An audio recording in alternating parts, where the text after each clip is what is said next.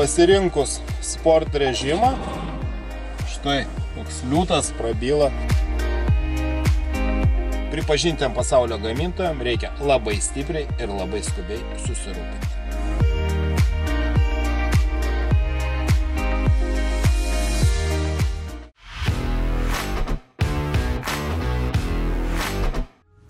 Sulaukiau vieno įdomaus komentaro. Po vienu iš video žiūrovas man parašė. Sako, žiūriu video gerokai pagreitintai, nes gana lėtai kalbi. Gali būti, nes vienos mašinos man patinka, kalbu greičiau, kitos ne taip, kalbu lėčiau. Na, aš šiuo konkrečiu atveju net nežinau, ar iš vis daryti šio automobilio apžvalgą. Tiesą sakant, į saloną jau atbulinėmis kojomis. Jeigu prisimenate, neseniai buvau daręs reportažą iš Paryžiaus automobilių parodos. Ten norėjau sužinoti naujausias pasaulinės automobilių tendencijas, o pamačiau iš esmės Kinijos automobilių pramonės dominavimą. Velnias, pagalvojau, negi tokia mūsų laukia ateitis. Ir, kadangi jau pasakiau A, turiu pasakyti ir B. Visgi nusprendžiau išbandyti kinišką automobilį. Turėjau tokią galimybę ne vieną ir anksčiau, tačiau, visai vengiau tą daryti. Tiek dėl savo požiūrio į šią šalį, tiek ir, pačios automobilių pramonės, tačiau bent jau po Paryžiaus automobilio parodos man tapo akivaizdu. Kiniškų mašinų mes neišvengsime. Taigi čia už manęs yra, žvelgiant iš priekio, tikriausiai net ir nepasakysite, kokios markės automobilis. Parašyta Vei, dar parašyta Pouting. Gal nežino, ką tai reiškia. Tačiau, kai nueisiu į šoną, tai jau tada matysis užrašą, kad tai yra Great Wall Motors Way 05. Tiesa, šis automobilis anksčiau buvo žinomas Europoje Coffee pavadinimu, dar anksčiau liktai Moka pavadinimas. Na, žodžiu, kinai su tais pavadinimais žaidė kaip tik galėjo. 4,8 metro dydžio. Iš tinklo įkraunamas hibridinis automobilis ir tikriausia tai yra įdomiausia dalis, kuri gali sudominti šio automobilio pirkėjus. Būtent iš tinklo įkraunamas hibridas, kuris turi net 40 kWh akumuliatorių, kuris vien tik elektra leidžia nuvažiuoti beveik 150 km. O bendra sistemos galia kartu su 2 litrų turbobenzininiu vidaus degimo motoru taip pat yra įspūdinga, net 350 kW. Čia yra 2 elektros varikliai, papildomas vidaus degimo motoras, jis sumontuotas priekyje, vienas elektros motoras yra gale, 9 laipsnių 2 sankabų automatinė greičių dėžė ir įsibėgėjimas iki 100 vos per 5 sekundės, o maksimalus greitis siekia 235 km/h.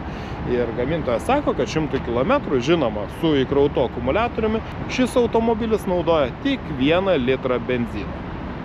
Taigi, akivaizdu, kad duomenys tikrai įspūdingi, pati mašina yra gana išvaizdi, pavyzdžiui, iš priekio. Štai tokios grotelės. Žinoma, tas pats Great Wall Motors, čia Lietuvoje tie patys atstovai turi ir elektromobilį Orą, kuris per vieną mėnesį tapo vos nepopuliariausių Baltijos šalyse. Jis tikrai populiariausias Latvijoje, kur tikrai jų nemažai nupirko. Žinoma, viskas dėl kainos, kuri tuo metu buvo 25 000 eurų, dabar padidėjo iki 27 000 eurų, atėmus 5 000 eurų kompensaciją, kurios aš tikriausiai kiniškiam automobiliam neduočiau. Tai tokio automobilio kaina vos 20-22 000 eurų. Iš priekio, iš galo jis atrodo visai įdomi, visai neblogai. Tiesa, salone stovėjo melsvos sidabrinės spalvos automobilis, tai mano galva atrodo kur kas geriau. Jeigu mąstysite apie tokią mašiną, pasižiūrėkite, kaip atrodo ta melsva spalva. Mano galva jinai labiau tinka šiai gana dideliai mašinai. Ir štai, mosuok kiek nori čia koja. Tokios funkcijos čia nėra, tačiau bagažinės durelės valdomos elektra ir čia didelio nustebimo aš neturiu, kad viskas surinkta yra kokybiškai. Ta aš mačiau ir tose automobiliuose stovinčiuose parodoje. Gamintojas nenurodo, kokia čia yra bagažinės talpa. Tačiau štai, jeigu nulenkti rankenėlėmis galinių sėdynių atlošus,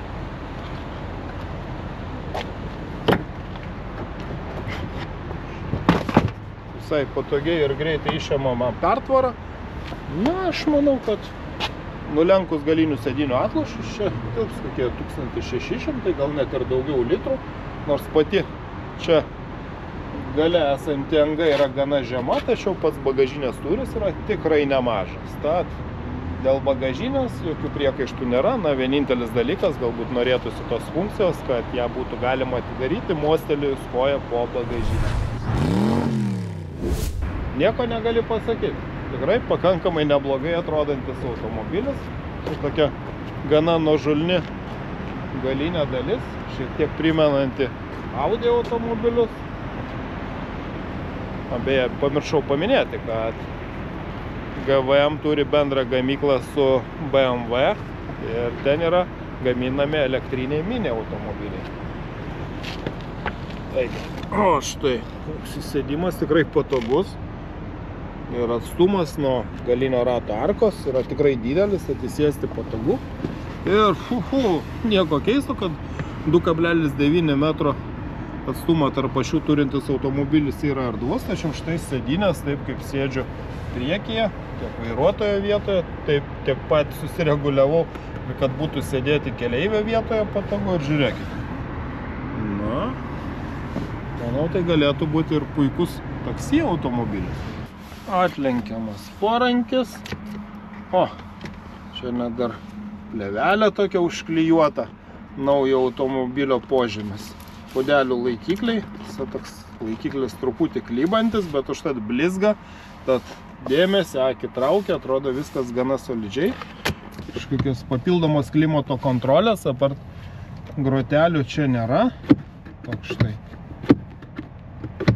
atidaroma dėtuvėlė ir nemanau, kad yra papildomoje komplektacija, nes kiek žiūrėjau kainos, yra tik dvi kainos. Įprasta ir geresnė, į kurią įeina Alcantara apmušalai ir panoraminis stoglangis. Na ir tokie tik du skirtumai, o kainas pasakysiu vėliau, bet jos tikrai yra labai įdomios. Tikrai aukštos klasės Infiniti garso sistema, jau paklausiau, skamba tikrai neprastai. Tad tikrai labai erdvus ir patogus automobilis, bent jau kalbant apie vietą sėdintiem gale. Tai čia dar vienas toks įdomesnis momentas, tai atidarau tikrai didelį variklio dangtį, tačiau jis toks visiškai lengvutis. Ir štai, mažas 2 litrų turbo varikliukas, taip pat kažkur ten yra elektros motoras, viskas yra papildomai uždengta apsaugomis, na ir atrodo viskas tikrai labai tvarkingai, tačiau, na štai, kiek nedaug vietos užima tas vidaus degimo motoras kartu su elektros varikliu priekyje.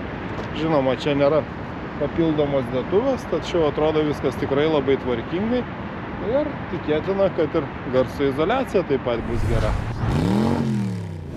Visai neseniai prisisėdėjau ne viename kiniškame automobilyje ir dėl to klausimų neturiu. Jie tikrai moka gaminti kokybiškas mašinas, bent jau čia įsėdus į priekį tikrai klausimų neturiu ir dėl apdailos kokybės. Na, yra keletas niuansų, tai pavyzdžiui atkreipiau dėmesį tiek gale, tiek ir priekyje. Štai šio audinio sėdynės, nors priekyje jos ir turi tikrai neblogą prilaikymą, tačiau yra gana minkštos. Bet čia smulkmena, bet esmė tame, kad jos yra gana apsivėlusios. Tas audinys štai turi visokių prikibusių pūkų.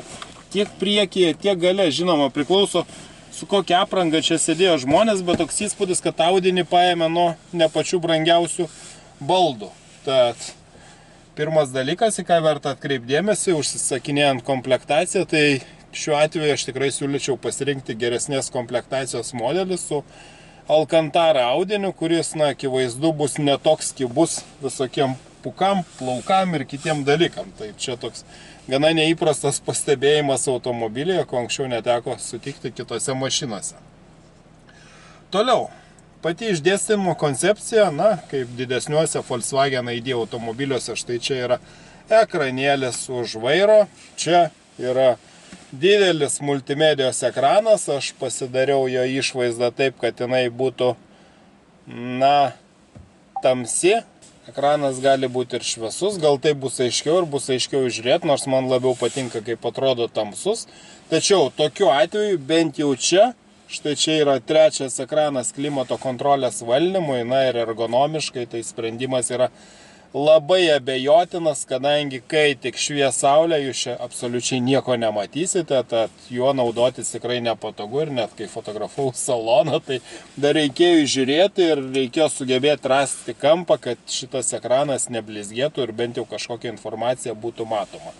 Na, visa kita čia tokia daugiau kompiuteris negu automobilinė multimedijos sistema, tačiau prie šio laikinio automobilio jau tenka įprasti, kad štai vis dažniau automobiliuose yra tokia gana tikrai paini multimedijos sistema, tačiau, na, kad naudotis ją būtų nepatogu, nepasakyčiau, tiesiog įpratimo dalykas. Taip pat vairas turi sensorinius jutiklius, galima priskirti du tos tai vadinamus favorite klavišus. Štai kairys yra pasirinkti važiavimo režimą, dešinys jau pats nebeatsimenu, ką aš tenais esu parinkęs. Štai, kai veikia vairo sistema, taip pat štai svirtelės prie vairo tikriausiai rekuperacijos režimui, maža pavarų svirtis ir atkreipiau dėmesį, štai aktyvavus važiavimo režimą į drive ir pradėjus važiuoti, aš kažką maigydamas tenai štai ekrane, štai net netyčia įjungiau atbulinę seigos pavarą, važiuojant aišku to padaryti nepavyks, tačiau ne kartą liesdamas ekraną ir pasidėjęs ranką štai šioje vietoje, aš perjungiau į neutralią pavarą. Dabar štai įjungiau atbulinės eigos režimą, žinoma, trimatės kameros, kas yra gerai. Tačiau kas yra negerai, tai kad šitą pavarų svirtis, naudojantis ekranu, galima perjungti režimą išvažiavimo į neutralų ir tada akceleruositės, akceleracijos nevyks. Čia po šitą centrinę dalimi yra tokia vieta pasidėti didesniem daiktam. Yra štai pasukti USB lizdai telefonam. Na, čia tikėtina galbūt belaidis telefono įkrovimas arba kažkur tai kitur jisai yra. Tikiu, kad toks turėtų būti. Bet kokiu atveju šita dalis yra nepatogi. Nepatogi dėl to, kad, pavyzdžiui, jeigu štai jums reikia kažko iš priekinės dėtuvės, jau nepatogu tiesti ranką ir taip pat gerokai sumažina erdvę. Na, aš nežinau, gal priduoda kažkokio tai sportiškumo, tačiau, na, bent jau man šita dalis, jei viskas būtų žemiau, būtų tikriausiai patogiau. Taip pat čia yra puodelių laikikliai, čia yra štai tokia dėtuvė, kuri norėtųsi galbūt, kad būtų taip pat žemiau, nes dabar, kai aš nusileidęs sėdynę į žemiausią padėtį, tai dėtuvė man yra gana aukštai, keleivio sėdynė, jos nėra galimybės nuleisti žemiau ir jinai yra gana aukštai, tad sėdant galima trinktelėti net galvą, nes norėtųsi, kad ta sėdynė būtų šiek tiek žemiau, jau keleivis ypač aukštesnis galbūt norėtų ją nuleisti žemiau, tačiau tokios galimybės nėra. Na štai, pasinagrinėjau šiek tiek daugiau, yra tas belaidis įkrovimas ir štai pasirodo, čia yra tokia skylė, įstatote telefoną ir štai jis pradedamas krauti šioje vietoje, na, tikrai patogu. Tiesa, jau informacijos jame nematysite, bet kai važiuojate, to daryti ir nereikėtų. Na, o toliau kalbant apie automobilio važiavimo režimus, tai kaip minėjau, štai aš greitąją parinktimi pasirinkau. Čia įsijungia sportiškas važiavimo režimas. Čia įsijungia visų varančiųjų ratų režimas, na, o kad vizualiai būtų aiškiau, tai štai čia yra inka, driving ir štai važiavimo režimai. Galima pasirinkti tik elektrinį važiavimo režimą. Tiesa, kai automobilis buvo šaltas, tai kaip ir Hyundai Tucson atveju, man užsivedė motoras ir buvo parašyta, kad elektrinis važiavimas, nors ir buvo visiškai įkrautas automobilis, buvo negalimas. Na, ir tokiu atveju vėlgi nepavyko išbandyti, kiek galima važiuoti vien tik elektra, o čia man ekranėlis rodė, kad vien tik elektra galiu nuvažiuoti 140 km, bet vis tiek, karts nuo karto įsijungia ir vidaus degimo motoras. Ir štai, yra įvairiausi važiavimo režimai. Jeigu išsikrovė akumuliatorius, galite priverstinai jungti charge level Štai kiek jis gali krauti. Na, tikriausiai, kad iki 30% įkrautų, nes bet kokiu atveju tada vidaus degimo motoras dirba intensyviau, be reikalo naudodamas degalus. Na, štai daug skirtingų važiavimo režimų. Ir tas standartinis yra normal važiavimo režimas. Ir štai rekuperacijos intensyvumas. Iš tikrųjų, labai pakankamai daug informacijos. Štai man rodo 91% įkrautas akumuliatoriaus, 138 galimi nuvažiuojami kilometrai. Taip, energijos sąnaudos 10,7 kWh 100 km. Na, čia aišku, aš daugiau stoviniavau. Taip pat jį galima įkrauti iki 50 kW gale. Greituoju įkrovimu, štai galima pasirinkti, kada norite įkrauti. Štai daug informacijos, kaip reikia važiuoti taupiai. Na, iš tikrųjų, pakankamai nemažai yra informacijos apie važiavimą vien tik elektra. Tad dėl to jokių priekaištų neturiu, informacijos daug, naudotis gana patogu. Yra tam tikrų ergonominių trūkumų, kaip kad štai tokiu kampu palenktas trečias klimato kontrolės, žinoma, ne pats pagrindinis ekranas. Atrodo gražiai, tačiau, na, nei erdvės pojūčio, nei patogumo jį tikrai nepriduoda. O štai kalbant apie važiavimą, tai visgi noriu išbandyti, o kaipgi įsibėgėja tie 350 kW. Žadamos vos 5 sekundės iki 100 km per valandą. Bet kol privažiuosiu iki starto vietos, noriu atkreipdėmėsi į vieną dalyką. Na, tas visą laiką aš dabar važiuoju elektriniu režimu. Neįmanoma sumažinti to garso, kuris neva perspėja tai praeivius apie atvažiuojantį elektromobilį. Tikrai gana garsiai veikia ir jis visą laiką veiks, kai važiuosite nedideliu greičiu. Pasirinkus sport režimą, štai koks liūtas prabyla. Ir žinoma, reikia išjungti ESC kontrolės sistemą, tik tada galima aktyvuoti starto sistemą. Tai yra startavimas naudojant du pedalus, kairę koją įspaudžiu stabdį, dešinę įspaudžiu akceleratorių. Man patvirtina, kad yra starto automobilis pasiruošęs, na ir tokiu atveju turėtų būti maksimalus įsibėgėjimas. Žinoma, ne šioje vietoje, privažiuosiu ten, kur ta, na, daugiau mažiau galima daryti.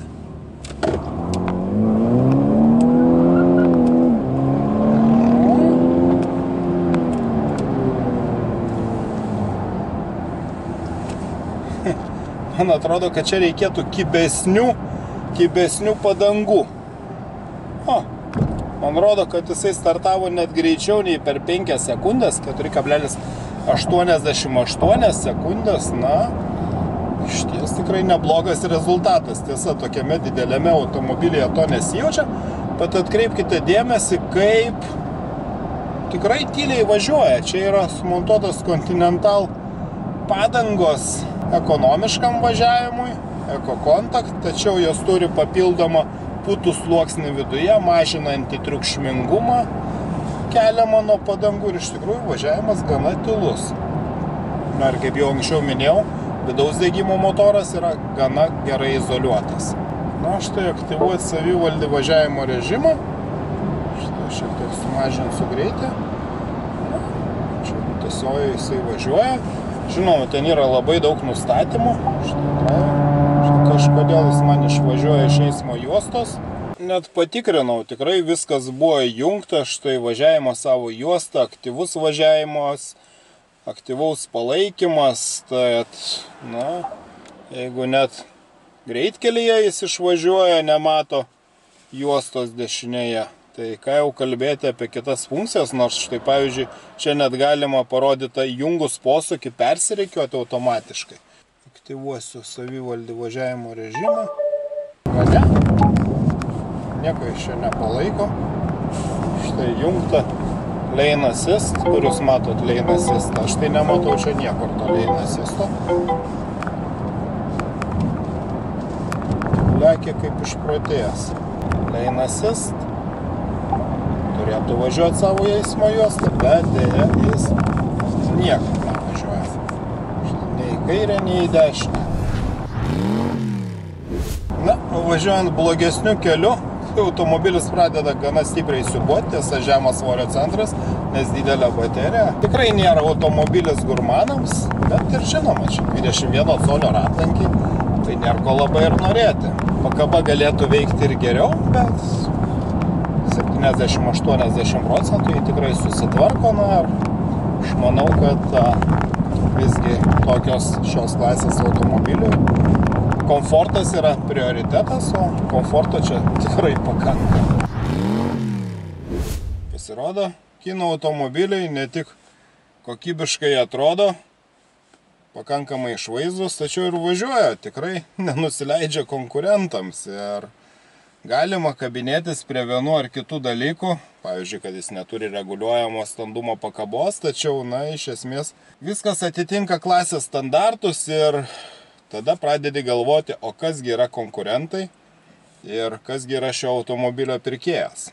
Kalbant apie iš tinklo įkraunamus hibridus, susiradau ir savo darytas apžvalgas, tai tokių automobilių kaip Honda CR-V, Toyota RAV4 plug-in, Hyundai Santa Fe, Mazda CX-60 ir dabar pasirodęs Mazda CX-80.